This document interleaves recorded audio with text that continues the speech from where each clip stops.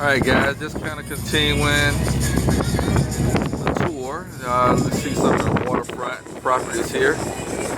Not really knowing who owns these properties, but as you can see, they're very nice. And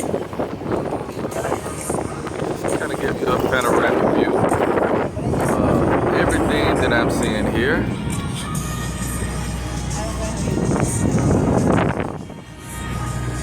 This rain is a little relentless, but it's on and off. Right now it's not too bad, so I can stand out here and do this with you guys.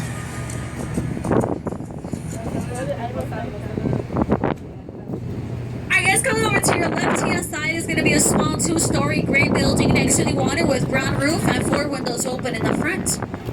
His bodyguards lived here. Behind this is the mansion.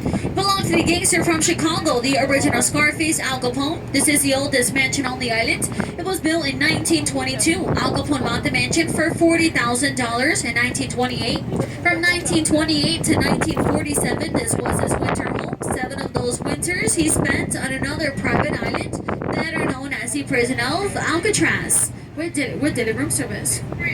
Okay, as you heard, this is Al Capone's house. His winter home.